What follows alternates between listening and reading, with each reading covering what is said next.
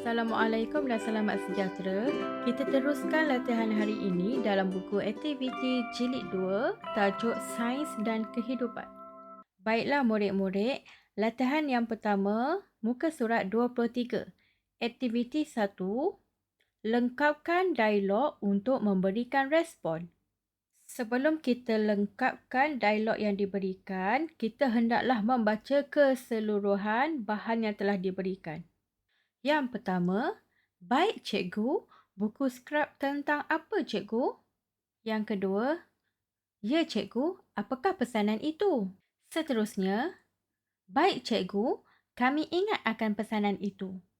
Dan yang terakhir, baiklah cikgu, apa yang kita hendak buat dengan kertas lukisan itu?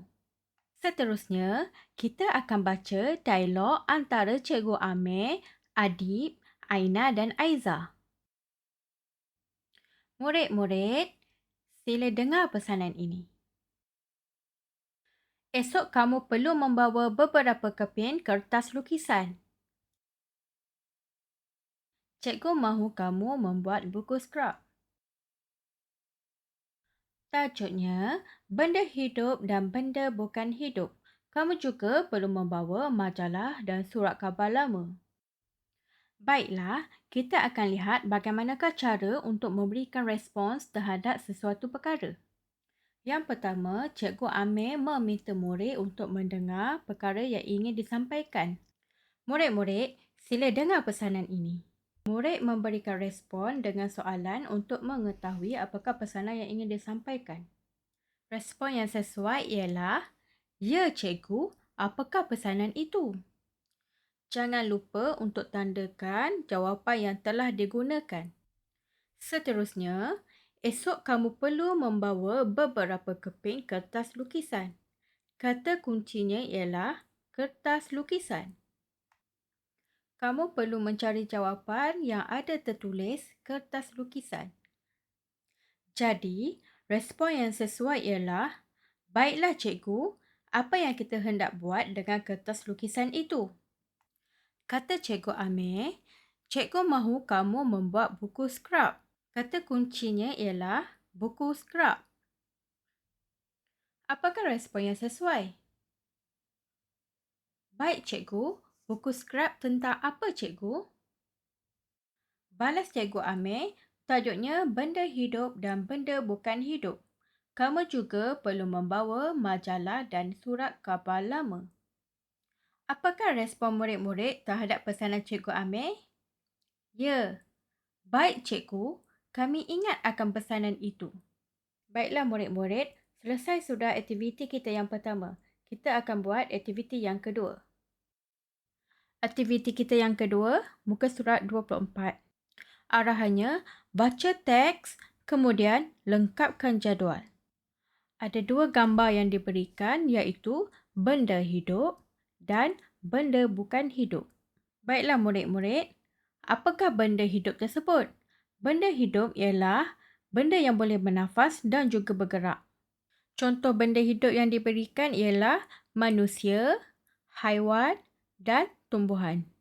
Benda hidup memerlukan makanan dan juga air. Jika tiada, benda hidup tersebut akan mati.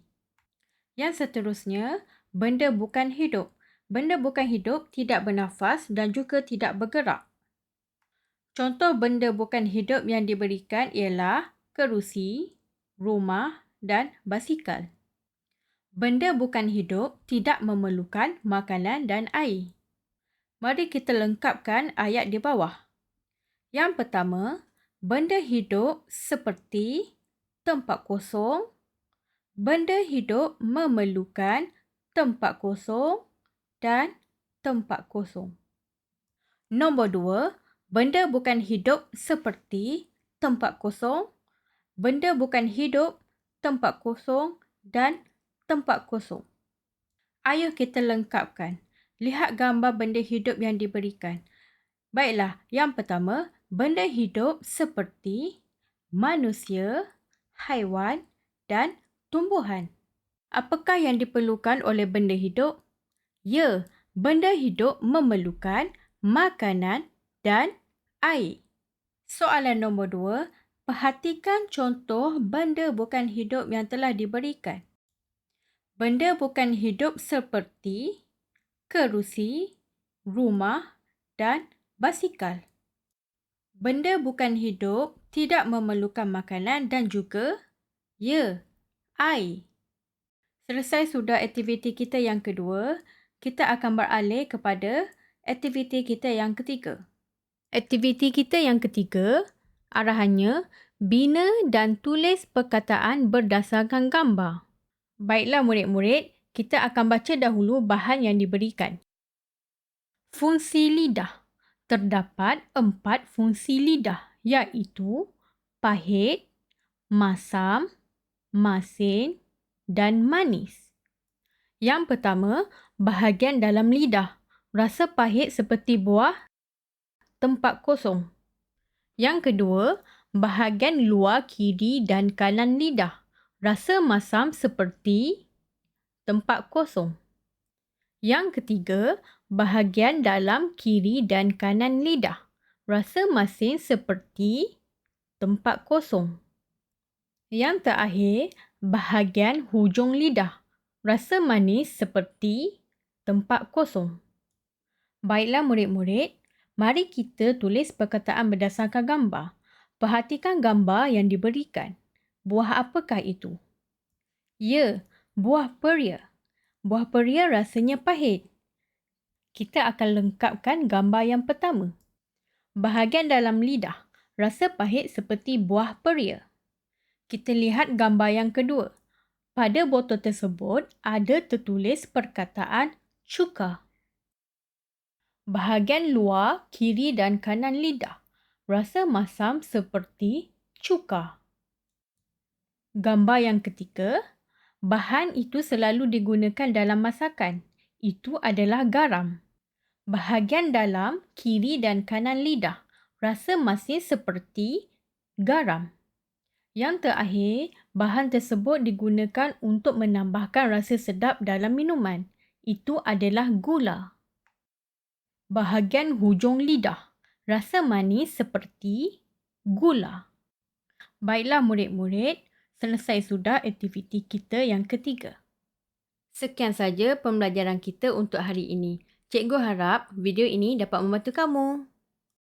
Jika kamu rasa video ini bermanfaat dan membantu kamu, tekan butang like dan kongsikan video ini. Jangan lupa tekan butang subscribe supaya kamu tidak terlepas jika ada video yang baru dimuat naik di dalam channel ini. Terima kasih kerana menonton. Assalamualaikum.